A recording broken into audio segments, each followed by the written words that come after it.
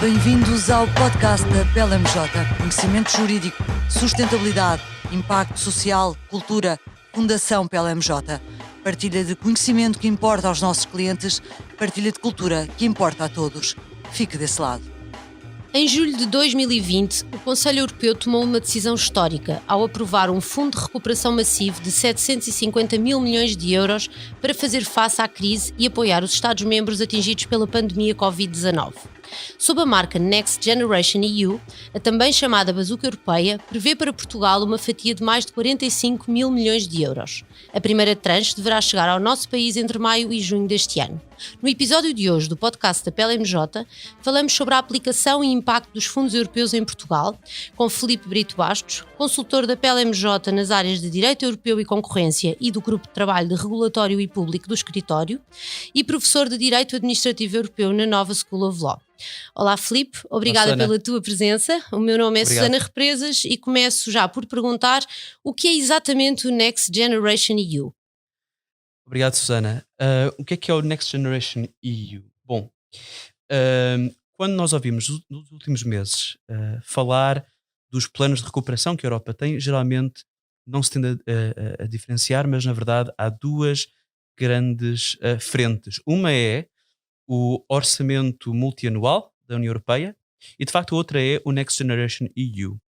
A soma destas duas frentes, digamos assim, dá um total de 1,8 bilhões de euros. É muito dinheiro e, na verdade, é uma soma sem precedentes na história da União Europeia. Quanto ao Next Generation EU, distingue-se dos orçamentos da União Europeia, já conhecemos há muitos anos, pela circunstância de ser um instrumento temporário e, tudo indica, excepcional, precisamente para combater as consequências económicas e sociais da pandemia. Como é sabido, com confinamentos, as empresas fecham, há uma crescida do desemprego, por aí fora. Ora, uma expressão que tem sido muito usada para falar daquilo que é o Next Generation EU, de facto, é a tal bazuca. Mas eu acho que uma ideia talvez útil para compreendermos o que é que está em causa é termos presente que não é um instrumento monolítico. O Next Generation EU é um instrumento com várias componentes diferentes. É um arsenal com vários instrumentos, não apenas a bazuca. Ora, qual é que foi a grande função disto? Porquê é que a União Europeia decidiu tomar uma iniciativa assim agora? Bem, quando se deu a crise provocada pela pandemia, tornou-se muito rapidamente claro que os Estados-membros têm condições financeiras muito diferentes umas das outras. Têm finanças públicas, em particular, muito diferentes. A Alemanha, a Holanda têm um financial firepower, como às vezes se diz nesta gíria, muito diferente daquele que é o de Portugal. Ou mesmo Itália, países em que, como sabe, a dívida pública é bastante elevada. Ora, por isso mesmo, rapidamente se compreendeu que se fossem apenas os Estados-membros a financiar agora programas de estímulo, programas de apoio económico, haveria uma grande distorção entre Estado-membro para Estado-membro. Uns Estados-membros poderiam apoiar as suas empresas muito mais do que outros e, quando a crise passasse, teríamos uns Estados-membros muitíssimo mais poderosos economicamente do que outros, com as empresas de outros Estados-membros incapazes de competir. Por isso mesmo é que se tomou esta iniciativa, se construiu este arsenal com um montante global de 750 mil milhões de euros e parte da lógica por detrás deste arsenal do Next Generation EU, de facto, é não apenas combater a crise atual, mas, como muito sugestivamente diz a Presidente da Comissão Europeia, Ursula von der Leyen, tornar a Europa future-proof, no sentido de garantir que no futuro a União Europeia estará muitíssimo mais bem preparada para lidar com novos desafios que resultem das alterações climáticas, eventualmente novas pandemias e certamente os desafios que se colocarão com o rapidíssimo desenvolvimento da tecnologia. Ora, este arsenal, não apenas a bazuca, como estava a dizer, tem vários componentes. Umas delas já estarão ligadas a programas que já conhecemos, outros serão completamente novos.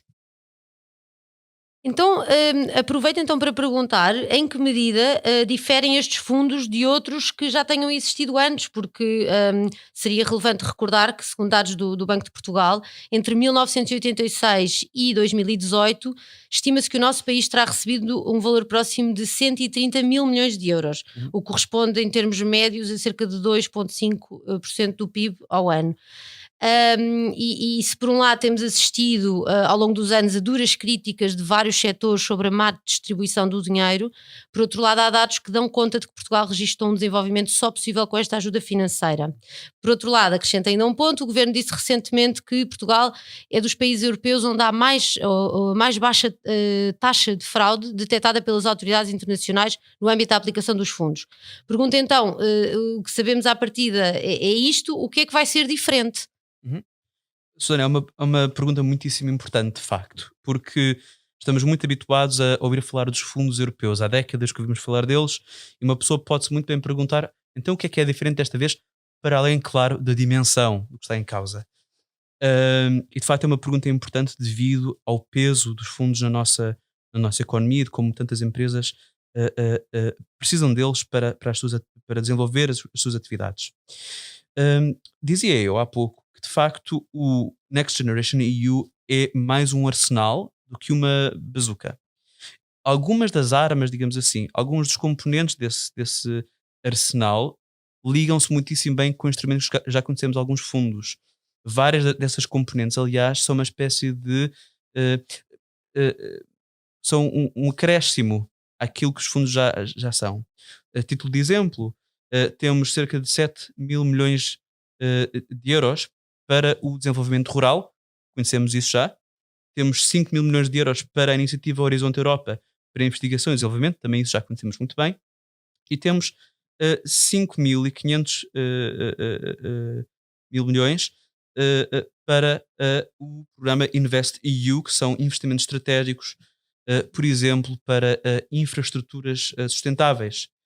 Ora, desses itens ou componentes que acrescem àquilo que já conhecemos, de longe o mais importante é o React EU.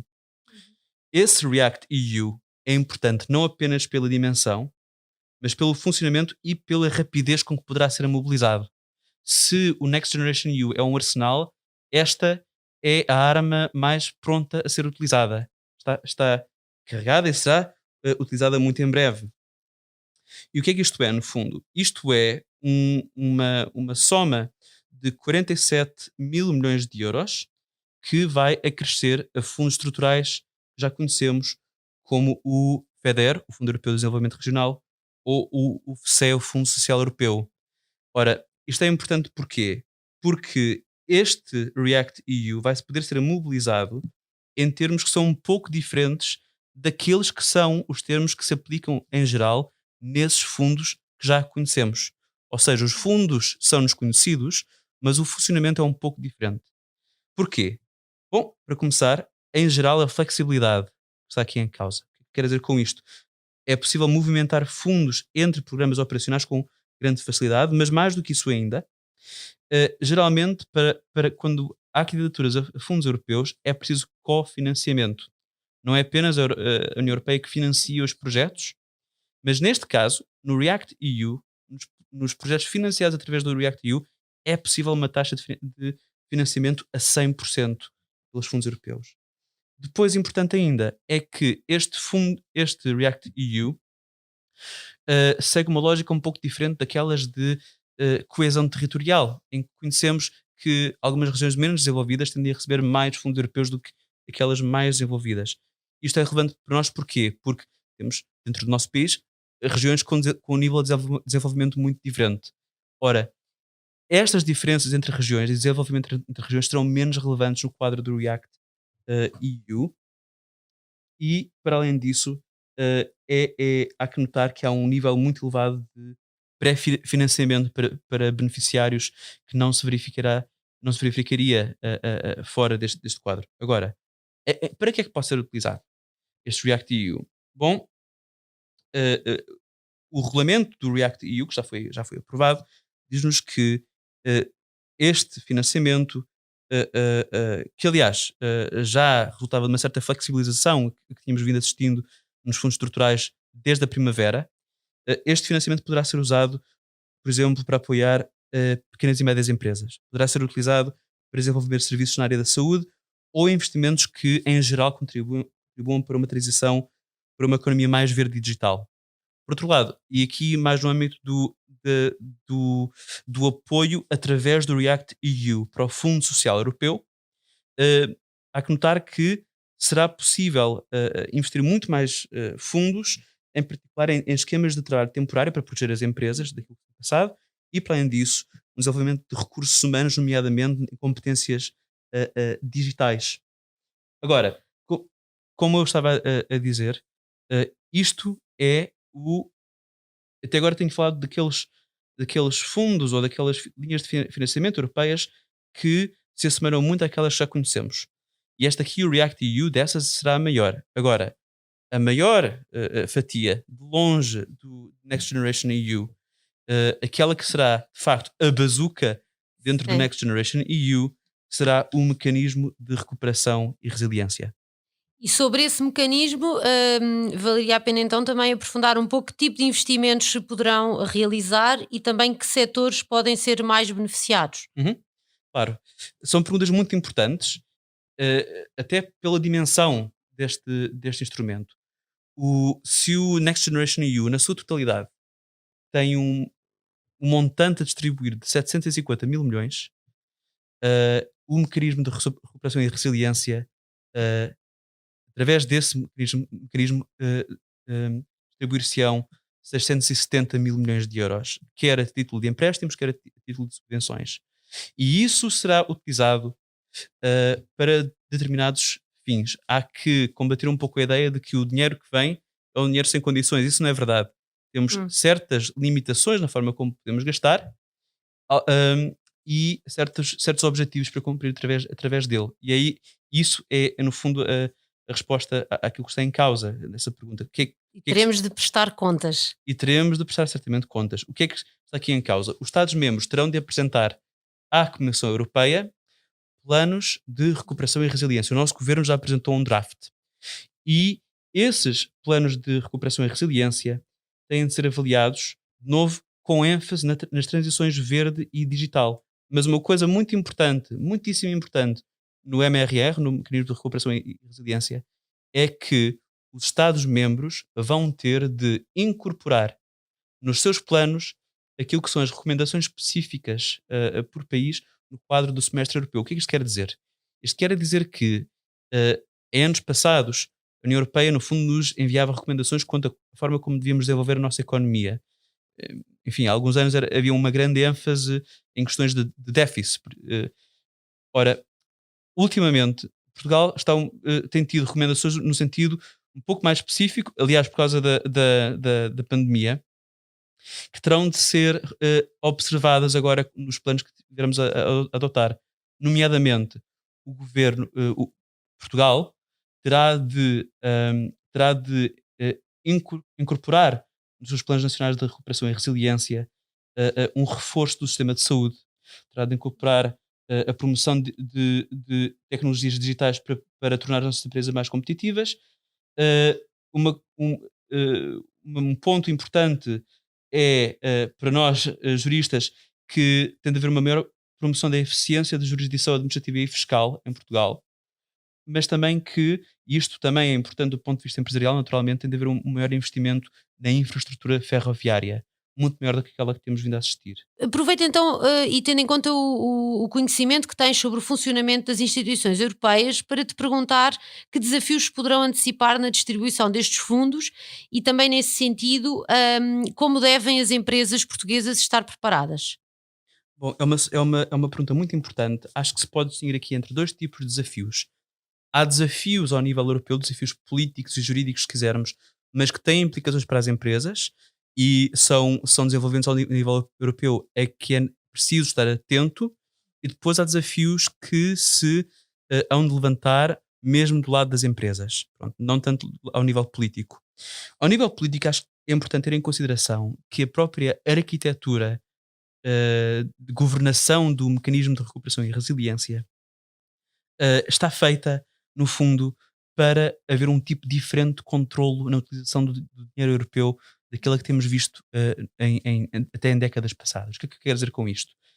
Quando há irregularidades na utilização de dinheiro fundos estruturais, geralmente o que acontece é a própria autoridade, as autoridades portuguesas fiscalizam isso, mas a Comissão Europeia, se detectar irregularidades assim grandes, vai determinar correções financeiras, ou seja, que certos apoios sejam reduzidos ou suspendidos quanto aos Estados, quanto a programas operacionais e a projetos. Pronto. Agora, aqui é um pouco diferente no mecanismo de recuperação e resiliência, porque se os Estados-membros não cumprirem as metas a que se comprometeram nos seus planos de recuperação e resiliência, é possível que a tranche seguinte vai ser atribuída ao Estado-membro, seja reduzida, suspendida, aliás. Ora, é importante notar que a posição do Estado-membro em relação à Comissão Europeia, em relação ao Conselho, é muito parecida e é algo que não é completamente novo no direito da União Europeia, mas que julgo que será particularmente relevante nos próximos tempos. O Estado-membro surge como um administrado face às autoridades europeias num procedimento para a distribuição destes fundos do mecanismo de recuperação e resiliência. É tratado com certos direitos procedimentais, é preciso certo tipo de garantias no quadro desse procedimento que serão importantes e que serão particularmente importantes vista a grande discricionariedade que a Comissão e o Conselho têm para avaliar se o Estado-membro está ou não está em condições de receber a próxima tranche. E isso, aliado ao facto de ser possível os Estados-membros controlarem-se entre si, isto é, suscitarem a questão de outros Estados-membros não estarem a cumprir as suas próprias metas, eu antecipo que será bem possível que assistamos a algum contencioso junto ao Tribunal de Justiça da União Europeia na aplicação destes fundos, e acho que é muito importante estarmos atentos a isso, até pelas implicações que pode ter para todos nós. Não apenas para as empresas, todos nós como cidadãos, mas quanto às empresas especificamente, acho que é importante ver também que não só o mecanismo de recuperação e resiliência, como todo o universo, digamos assim, do Next Generation EU, gera algumas dificuldades algumas dúvidas que poderão gerar dificuldades no futuro. Desde logo, ouvimos falar muitas vezes destas prioridades na transição para uma economia mais verde e uma economia mais digital, mas há vários destes instrumentos que têm esses mesmos objetivos. Há uma certa sobreposição entre os fins dos vários instrumentos que depois deixam um pouco claro onde é que um acaba, onde é que o outro começa, como é que se interligam entre si. Poderá haver uma sobreposição temática que leve à acumulação de várias fontes de financiamento, mas poderá também haver uma certa incerteza e complexidade do ponto de vista administrativo, como é que isto vai ser distribuído. E por fim, acho que mesmo a arquitetura específica do mecanismo de recuperação e resiliência, o facto de ser algo sujeito à gestão direta pela própria União e não uma gestão partilhada como aquela que vemos em geral nos fundos europeus, pela dimensão que vai ter este instrumento, pelo facto de haver muitas empresas a beneficiar deste financiamento, acho que é bem possível que não seja completamente claro como é que essa tal gestão direta se vai traduzir no plano doméstico em Portugal. Serão as mesmas autoridades responsáveis, serão procedimentos diferentes, serão programas operacionais como temos visto no passado, como é que vai ser exatamente? Há um elemento de novidade em tudo isto. Ainda muito por definir. Certamente. Mas, Filipe, eu gostava só de fazer ainda uma última pergunta. É Claro. ainda cedo para podermos dizer quando é que se começará a sentir o impacto da aplicação destes fundos? Uhum. Bem, o React EU, a tal arma já carregada de que falei, Sim. que será uma componente importante, eu antecipo que muito em breve poderá vir a ser usado como um top-up de fundos que já temos e de programas operacionais que já conhecemos. Já a grande fatia deste instrumento, o tal mecanismo de recuperação e resiliência, é certo que vários Estados-membros já apresentaram drafts do seu Programa Nacional de Recuperação e Resiliência, mas o dinheiro, o apoio, quer a título de subvenções, quer a título de empréstimos, que é também muito importante, só começará a chegar lá para a primavera, para maio ou junho. Aliás, há quem diga que, por isto mesmo, o mecanismo de recuperação e resiliência não será tanto um programa de estímulo, mas um programa de longo prazo para reformar as nossas economias, reconstruir as nossas sociedades de forma mais robusta depois da crise, tornar-nos a todos um continente mais future-proof, como diz Uhum. a Presidente da Comissão Europeia, no sentido de sermos capazes, enquanto continente, enquanto União Europeia, de resistir melhor a desafios futuros tecnológicos, pandémicos e sociais. É ainda um longo caminho então a percorrer, e aproveito, deixo-te já um desafio de voltarmos à conversa sobre este tema, para acompanharmos os próximos passos. Filipe, obrigada pela participação no Obrigado, eu. episódio do podcast da PLMJ sobre fundos europeus e um agradecimento também a quem nos ouve.